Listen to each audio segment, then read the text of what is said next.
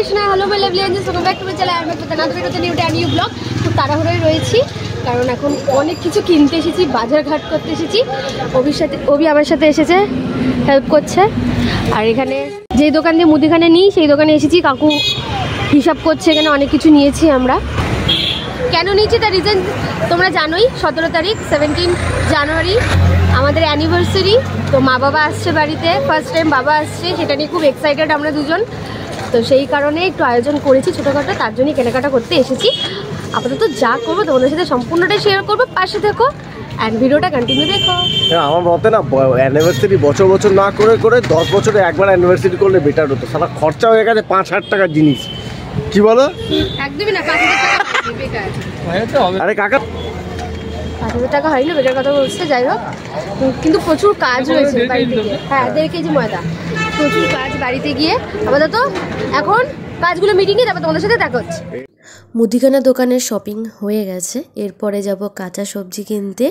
কিছু কিছু সবজি বাড়িতে শেষও হয়ে গেছে, যেটা সব সময় লাগে সেটাও কিনতে হবে। সংক্রান্তি স্পেশাল মা গুড়ের পায়েস, সাজের পিঠে, সিদ্ধ পিঠে পাঠিয়েছে। আর পাটিসাপটা বাকি, যেটা কালকে নিয়ে আসবে মা। আজকে টাইম ছিল না বলে আর আমি ওটা নিয়ে আসিনি। আর এখানে অভির জন্য শুটকি মাছ পাঠিয়েছে আর কাতলা মাছ ফুলকপি দিয়ে ঝোল পাঠিয়েছে। তাই রাতে কোনো রান্নাবান্না হবে না। আমি জাস্ট ভাত করব, এতেই ওর হয়ে যাবে। আর আমি পিঠে খেয়ে নেবো, আর পায়েস পাঠিয়েছে, পায়েস খেয়ে নেবো, পেট ভরে যাবে।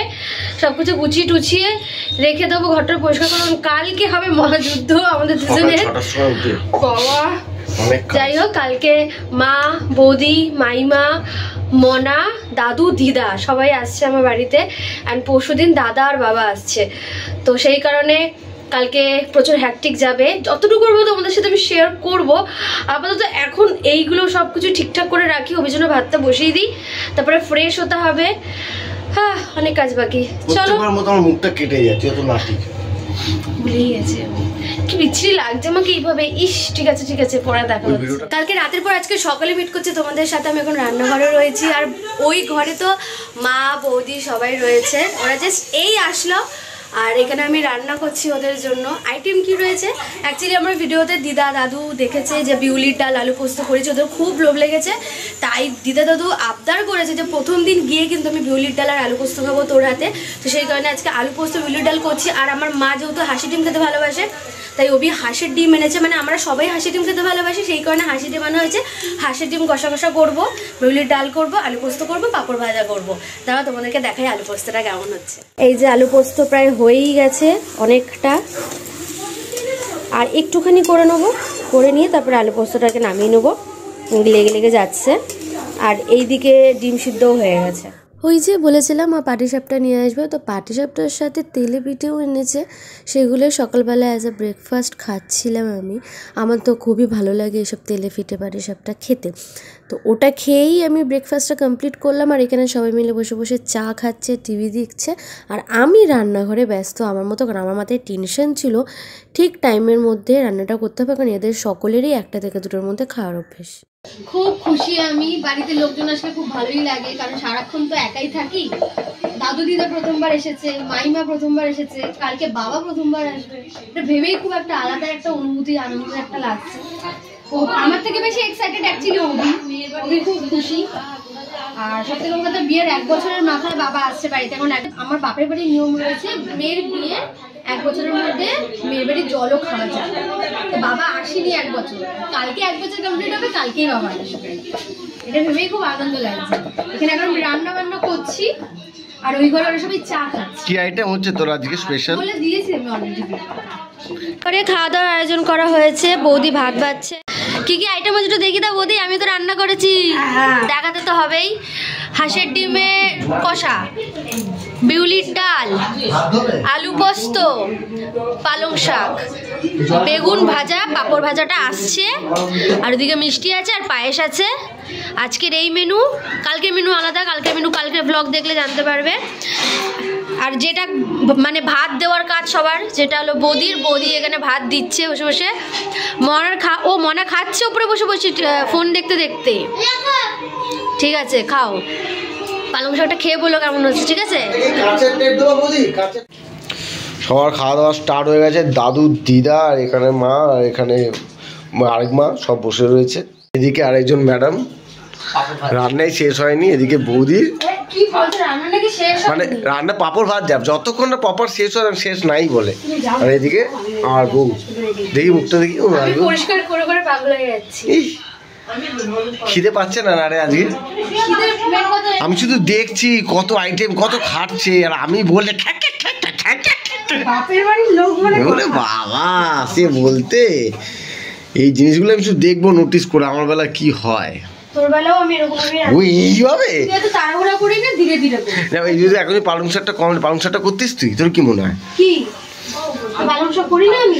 ওটা না, এই যে বিউলির ডাল, আলু পোস্ত, ডিম কষা, তারপর সাথে আবার পালং শাক করে এখন পাপড় ভাজছিস। What do think so? এখন দুটো মানুষের তো পরিমাণের ব্যাপার নেই, এখানে তো পরিমাণের ব্যাপার আছে। ঠিক আছে, বুঝেছি। রান্না কেমন হয়েছে বলো? ভালো হয়েছে? চুপ কর, একদম না। কোনটা সব থেকে বেশি ভালো লেগেছে? সব কোটায়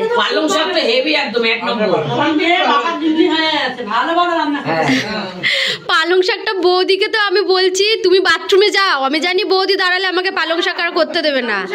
বৌদি বাথরুমে গেছে আর স্যাট কেটেছে আর স্যাট পুরো কড়াইতে চাপিয়ে দিয়েছি। এসে দেখছে পালং শাক হচ্ছে, আর ওই আরেকজন খেয়েটে শুয়ে পড়েছে, টিভি দেখছে।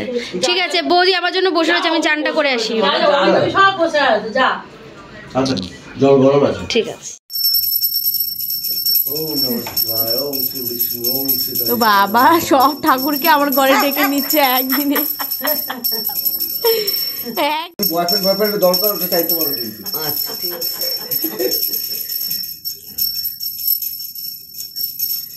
পুজো দেওয়া হচ্ছে এখানে, আর এই যে একজন নাচ করছে আর একজন পুজো দিচ্ছে। বাবা ঘন্টা বাজানোর কি ছিরি রে, ঘন্টা বাজাতে বাজাতে নাচছে, ঘন্টা বাজাতে বাজাতে নাচছে। সকাল থেকে সন্ধে হয়ে গেল কখন বুঝতেই পারলাম না। দুপুরে খাওয়া দাওয়া করে বেশ আচ্ছা মতো ঘুম দিয়েছি সবাই মিলে। তারপরে সন্ধেবেলায় পুজো দেওয়া হলো, তারপর বসে একটু চা খেতে খেতে আড্ডা দেওয়া হলো। ধরতক্তা মার পেরেক হঠাৎই প্ল্যান করে ফেললো বাড়ির পাশে শ্যাম বাবার মন্দিরে শ্যাম বাবার দর্শন করতে যাবে মা বৌদি। মা বৌদি আমার মুখে অনেকবার শ্যাম বাবার গল্প শুনেছে, তো তাদের একটা আলাদাই আগ্রহ ছিল। অ্যান্ড তার সাথে মাইমা দিদাও খুব এক্সাইটেড ছিল যে না যাই দেখে আসি। সত্যি কথা বলতে এরা জানতো না শুরুতে শ্যাম বাবা কে, তার গল্প কি, তাকে কেন এত মানা হয়। আমার মুখে যখন শুনলো তখন এদের আগ্রহ আরও বেড়ে গেল। যারা জানো না তারা কমেন্ট বক্সে জানাবে, আমি অবশ্যই এটার উপর আলাদা ভিডিও বানাবো। সত্যি কথা বলতে আমি আর অভিও জানতাম না। আমাদের এক দিদি শ্যাম বাবার খুব ভক্ত, আর তার কাছ থেকেই সম্পূর্ণ ঘটনা আমরা জানতে পারি শ্যাম বাবার, অ্যান্ড তারপর থেকেই আমরা মানি। আর সত্যি মনটা খুব ভালো হয়ে যায় এখানে আসলে, আর ডাক না পড়লে এখানে কেউ আসতে পারে না। সত্যি কথা বলতে শ্যাম বাবা যদি ডাকে তাহলে অবশ্যই তোমরা আসতে পারবে। আমার বাড়ির পাশে, আর আমি আর অভি কতবার প্ল্যান করি যে চল যাই, কোনো না কোনো কারণে যেতেই পারি না। যখন ডাক পড়ে তখনই আমরা আসি। সবাইকে জিজ্ঞাসা করি আমি যে বাবার দর্শন করে তোমাদের কেমন লাগলো। ওদের খুব ভালো লেগেছে, ওদের মন ভরে গেছে, ওদের মুখ দেখে কথা শুনে আমি বুঝে গেছিলাম। আর সত্যি কথা বলতে এটা বোঝানোর কিছুই নেই, কারণ আমিও জানি ফার্স্ট টাইম আমার এক্সপিরিয়েন্সও এরকম অদ্ভুত অবাক ব্যাপার একটা ছিল। যাই হোক, তোমরা যদি এরকম শ্যাম বাবার দর্শন করতে চাও তাহলে বলবো হাওড়ায় যে ঘুষুরি এলাকা রয়েছে তার মধ্যেই রয়েছে শ্যাম বাবার মন্দির, খুব ফেমাস। যে কাউকে জিজ্ঞেস করলে তারা ডাইরেকশন দিয়ে দেবে। আর একটা দক্ষিণেশ্বরের কাছাকাছি যারা থাকো, দক্ষিণেশ্বর থেকে কিছুটা দূরেই আছে আলমবাজার। আলমবাজারও একটা শ্যাম বাবার নতুন মন্দির হয়েছে, সেখানেও যেতে। এই জাস্ট খাটু শ্যাম বাবার মন্দির থেকে আসলাম। আমি তো যেতে পারিনি, ওর ওপরে গেছিলো, আমি নিচেই দাঁড়িয়েছিলাম। এখন রাতের রান্নার প্রস্তুতি। রাতে কি হবে গেস করো। এখানে আমি নারকেল কাটছি কুচু কুচু কুচু কুচু করে, নো পিঠে নয়, আজকে ছোলার ডাল হবে আর লুচি হবে রাত্রিবেলায়। তো ছোলার ডালটা আমি রান্না করবো, লুচিটা বৌদি করবো, কারণ লুচি আমি খুব একটা ভালো পারি না করতে, তাই মনে পাগল হয়ে গেছে। যাই হোক, এখন আমি টুকটুক করে ছোলার ডালটা রেডি করি। বৌদি আর ওপরে আসেনি, বৌদি আর ওই মিলে গেছে বাজারে। কালকে যেই রান্না হবে সেই রান্নার কিছু কিছু সবজি কেনা বাকি রয়েছে, সেগুলো কিনতে গেছে ওরা। কিনে নিয়ে ওরা আসুক আর আমি তখন এগুলো রেডি করি।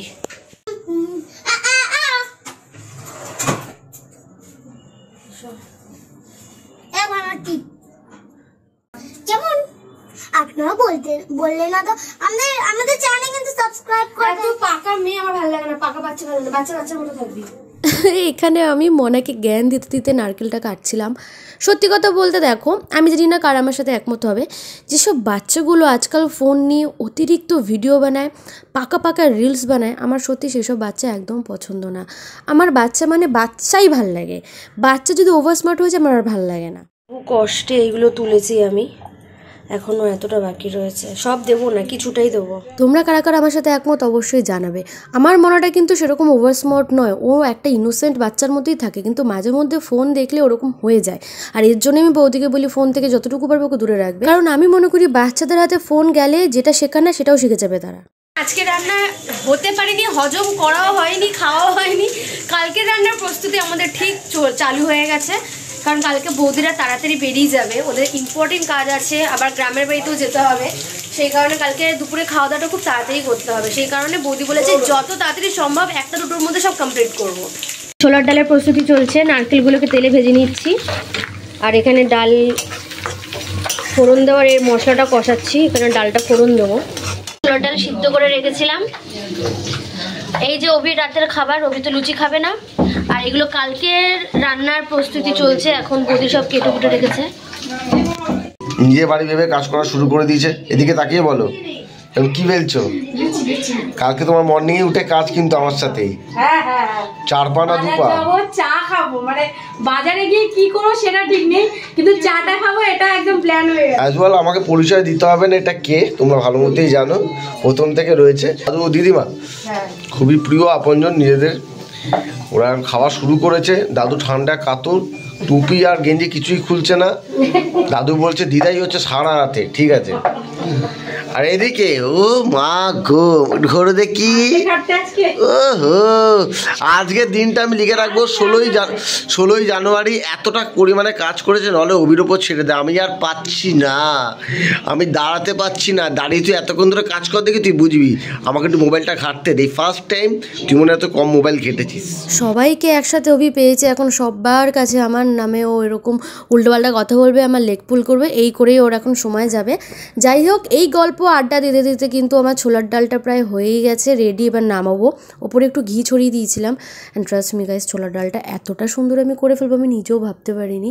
সবাই প্রশংসা করেছে। ইনফ্যাক্ট আমি এখন বসে বসে যে ভিডিওটা এডিট করছি, এখন আমার ক্রেভিং হচ্ছে লুচির প্রতি। তো আমার একটা অদ্ভুতই একটা দুশ্মনী।